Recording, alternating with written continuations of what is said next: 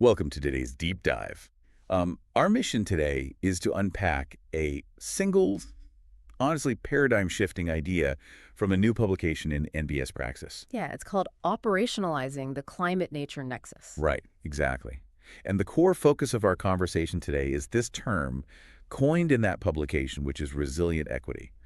We're going to explore, what that means, how it works, and why it essentially rewrites the rules for funding urban nature. It really does.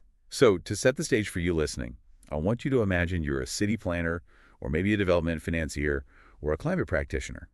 Whichever hat you wear, just picture this. You have just cut the ribbon on a beautiful multi-million-dollar green infrastructure project. Oh, the best day of the project, Chris. Exactly. It's a massive urban corridor. The community is cheering, the mayor is shaking hands, and the press is absolutely raving about it. As they do. Yeah, I mean, the initial funding came through, the construction is totally finished, and it's a textbook success. But then, the cameras pack up, the VIPs go home. And the fundamental question is, what happens on day two? Right. Day two, year two, decade two. Because the ribbon cutting is, well, it's really simply the beginning of the asset's life. Yeah. And historically, the moment the construction phase ends is where the most severe vulnerabilities actually begin. Because this isn't just a conversation about how to design visually appealing green spaces. Right. It's much deeper than that. Exactly. This is about how to engineer the financial and social structures beneath those spaces. Because if those structures aren't built correctly, the very people the project is meant to serve will eventually be, priced out of their own neighborhoods. Or they're left with just decaying infrastructure. Yes, because the municipal maintenance budget inevitably dries up. Which brings us right to the core concept we are pulling from the source material today, resilient equity. But before we can understand how to actually protect a community over the life of an asset, we need to define what we're actually trying to achieve here. Because the traditional academic frameworks have historically looked at this from a completely different angle, haven't they? They have. So the established academic concept that's really dominated the field is equitable resilience. Okay. And equitable resilience asks a very specific initial question. It asks, how can the benefits of resilience be shared fairly? Like who gets what? Right. So if a city builds a flood wall or a green corridor, how do we guarantee that low-income communities receive their fair share of that physical protection? Which is a good question to ask. Oh, it's a crucial question. But the issue is it focuses almost entirely on the initial distribution of benefits at the exact point of delivery. Which is where resilient equity comes in, right? It's a deliberate inversion of that idea. It flips the whole framework on its head. It does. So where equitable resilience asks how to share the benefit, resilient equity asks the opposite but equally necessary question. Once equity is achieved, how is it made to last? Exactly. How do you lock it in? Yep. Yeah. It measures the durability of those distributional health and public good benefits over the entire lifespan of the underlying asset. It essentially forces us to ask, is this equity gain built to withstand the forces that will inevitably try to erode it? Yeah, if we look at this through a financial lens, equitable resilience is the delivery mechanism, but resilient equity is the structural defense mechanism. I always think of it in terms of personal finance. So equitable resilience is like winning the lottery. Right. The benefit has been distributed to you. You have the capital in your hands. But resilient equity is like setting up an ironclad trust fund so you don't go completely bankrupt 5 years later. That's a great way to put it. It's the underlying mechanism that ensures the gain actually lasts. And that analogy holds up perfectly when you examine the forces that actually erode an unfunded equity gain. Because these forces are incredibly powerful. They're deeply entrenched in urban economics, and frankly, they are entirely predictable. What are we talking about specifically here? First, there is displacement and green gentrification. Yeah. The classic problem. Right. And this is driven by uncaptured land value uplift. So a municipality comes in, makes a neighborhood greener and cooler, the property values naturally skyrocket as a result, and suddenly the original renters can no longer afford the lease on their apartments. The very people the project was specifically designed to protect. Precisely. It's a tragic irony.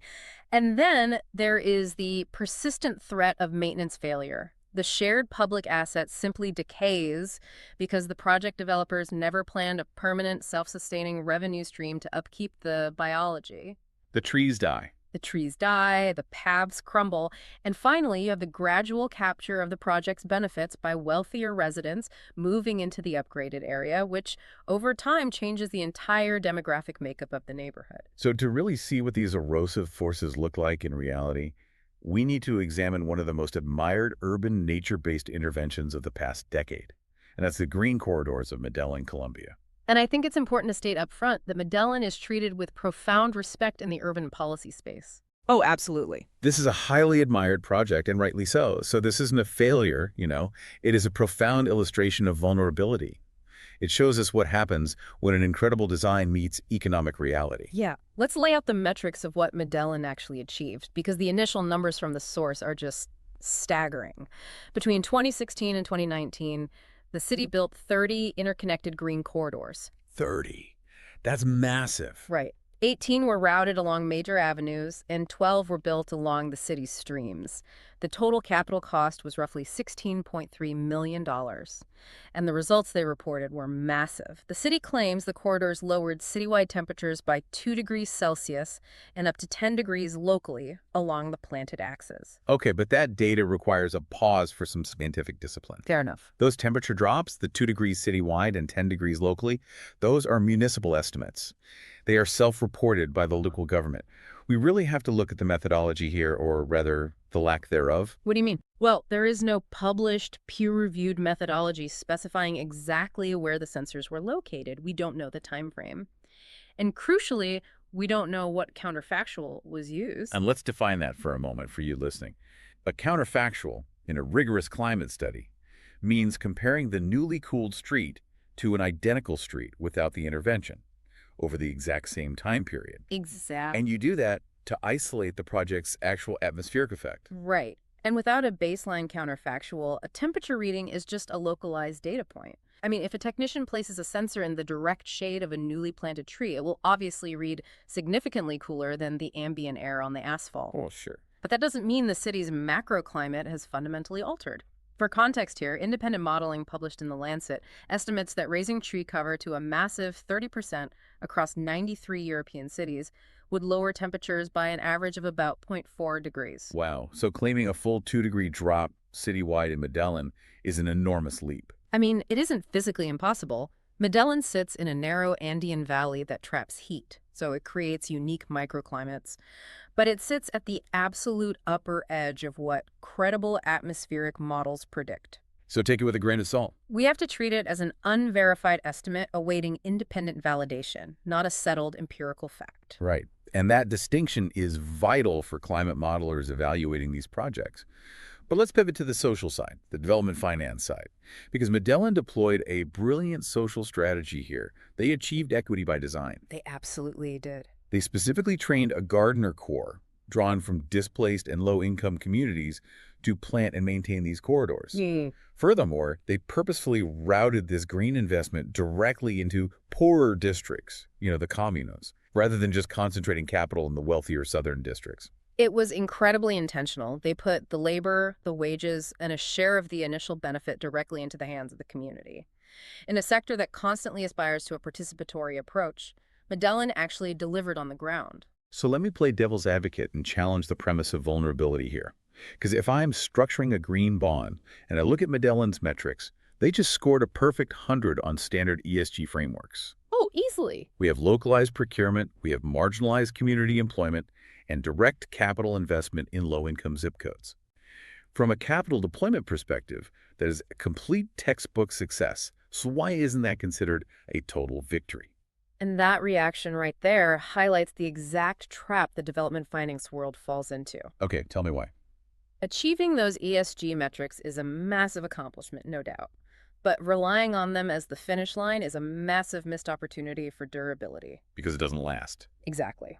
Medellin achieved equity by design, but they left that equity completely exposed to macroeconomic forces.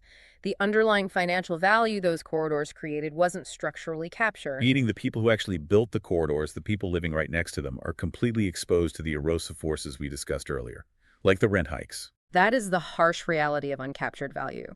There is no property value time series isolating those specific corridor districts to prove displacement didn't happen. Right. So the risk of rising rents pricing out those very local gardeners is immense.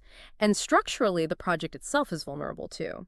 The green corridors are left to fight every single year for a $625,000 annual maintenance budget. Which is not a guarantee. Not at all. That money comes out of the ordinary municipal capital budget.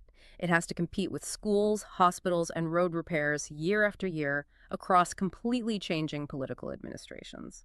So Medellin is a masterclass in equity by design, but a stark warning about vulnerability over time. Yes, beautifully put. So if the issue in Colombia is a lack of structural capture, we need to look at an intervention that achieved equity by structure. And that brings us to Durban, South Africa, and the Buffalo Stride Community Reforestation Program. Ah, yes. Durban represents a fundamental shift in how we integrate social benefits. They didn't just route procurement to a local neighborhood. They built the equity directly into the underlying mathematics of land tenure and the revenue model itself. The mechanics of this are so fascinating.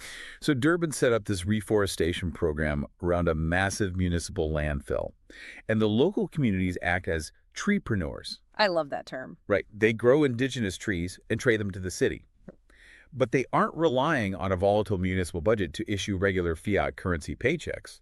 They trade these trees for credits, which essentially function as a localized alternative currency. Yes. And they can redeem those credits against school fees, food, and other essential goods. The alternative currency model is brilliant, really, because it insulates the program from macro-budgetary shocks. Yeah. But the absolute bedrock of why this works, the real reason it is structurally resilient, is land ownership. Oh, this is the key point. Yeah.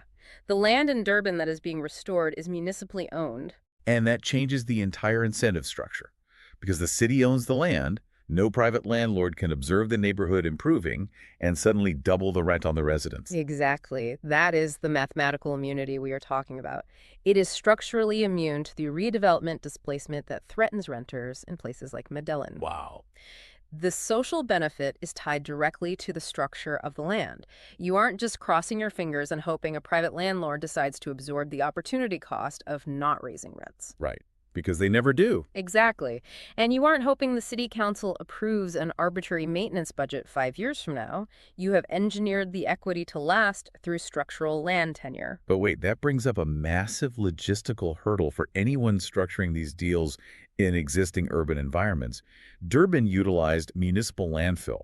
That is a massive advantage. Oh, a huge advantage. But if you're a city planner trying to upgrade an existing privately owned urban neighborhood, like Medellin did with its avenues, how do you lock in resilient equity when the city doesn't actually own the underlying land? Well, then you have to employ a very specific, highly effective financial instrument known as land value capture, or LVC. Let's do a deep dive into the mechanics of LVC.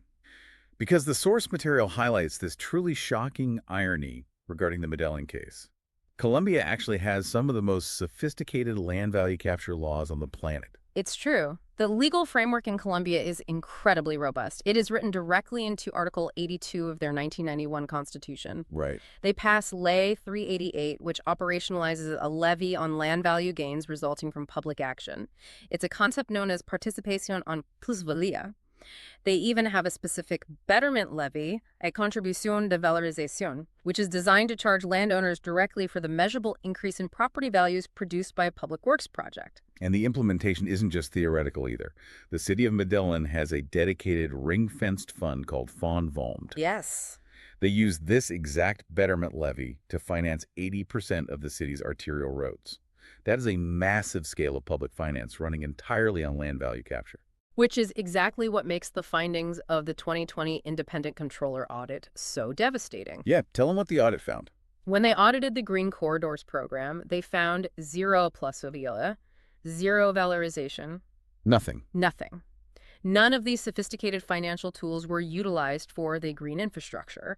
Every single maintenance and construction contract was traced back to the ordinary municipal capital budget. It is arguably the program's single largest missed opportunity. Let's break down the underlying logic of why that matters so much.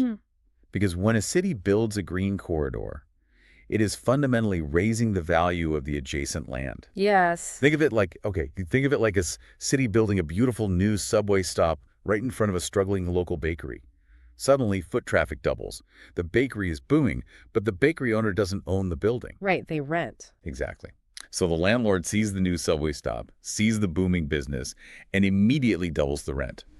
The landlord captures all the profit generated by the city's public investment. The bakery gets priced out and displaced. Meanwhile, the city, which paid millions for the subway, is struggling to find the budget to even clean the station. That analogy captures the dynamic perfectly. The public takes the risk and spends the capital, while the private incumbent landowner absorbs the entire financial windfall. Which is just broken. It's completely broken. And land value capture is the mechanism designed to fix that broken loop. Because in fiscal terms, that subway stop, or in our case today, that green corridor, is an asset that should be funding its own maintenance. So let's look at the balance sheet implications. How does LVC actually create this virtuous loop in practice? Well, the evidence shows that green infrastructure creates a real, measurable residential price premium. The Lincoln Institute of Land Policy shows premiums of 9 to 15% near green stormwater infrastructure in U.S. cities. Okay, 9 to 15% is huge. It's massive. So land value capture steps in to assess and capture a portion of that structural uplift, usually through property tax assessments or betterment levies, and doing so solves two critical problems simultaneously. First, it creates a ring-fenced revenue stream. Exactly. A dedicated, legally protected stream of capital that can only be used for the upkeep of that specific project. Which solves the permanence problem. Yes. By capitalizing that future revenue stream, a city can float a bond for the initial construction, and the asset essentially pays for its own long-term care. It prevents that slow death by deferred maintenance, where a project slowly rots away after its founding champions leave office. Right. And the second thing it does, it recycles that wealth back into the host community. Instead of just letting incumbent landowners pocket the windfall profit created by public investment, that value is captured and reinvested locally. It fundamentally alters the equity problem. Because you're addressing the root cause. Right. By capturing the land value, you are removing the massive financial incentive for displacement and gentrification while simultaneously funding the upkeep of the biology. Land value capture is the financial engine that makes equity resilient. So if you are listening to this and you are structuring a loan at a development bank or drafting urban policy or planning a climate intervention on the ground, the ultimate takeaway here is a paradigm shift in how we define a successful project. Absolutely. An equity gain announced at the ribbon cutting is not the same as an equity gain engineered to last. The entire industry needs to stop conflating the two. We have to apply the 20-year test. The 20-year test dictates whether a celebrated green project will still serve its original community 2 decades from now, or if it will simply become a green amenity for wealthier new arrivals. Achieving equity at the delivery phase, like Medellín did with its Gardener Core, is a wonderful first step. It's great. It is, but if you do not build the structural financial capture loops to protect that equity, you are leaving that community totally exposed. To truly master the mechanics of this, I strongly encourage you to seek out the full publication on NbS Praxis. The author dives into incredible detail on these case studies, the specific auditing documents from Colombia, and the robust financial references backing all of this up. It is essential reading if you operate in the development, finance, or climate space. And as we wrap up, I want to leave you with a final provocation to mull over. Let's hear it. It's something that builds logically on everything we've discussed today. We have established that resilient equity requires capturing land value to fund maintenance and protect local residents. If that is true, should development financiers fundamentally change what they are actually willing to pay for? Ooh, let's take that a step further. What does that shift look like in practice? Well, perhaps international capital shouldn't be buying the trees. Wait, really? Think about it. If a well-designed green project creates a 10 or 15% land value uplift, a truly resilient project should eventually pay for itself. So maybe development banks and international financiers should stop funding the physical construction of green projects altogether. That is a radical shift. It is. Instead, they should exclusively fund the institutional engineering, the legal frameworks, and the project preparation needed to set up these land value capture loops. If the financial structure is built right, the asset pays for itself. That really forces a hard look at what capital is actually achieving right now. Are we buying a temporary photo op or are we buying structural permanent change? Because when you were standing there cutting the ribbon on that beautiful new green corridor, the cheers from the crowd are great. I feel amazing. And the photos look fantastic in the annual ESG report. But if you haven't engineered the financial loops beneath the soil, you really have to ask yourself who will be standing there on day 2.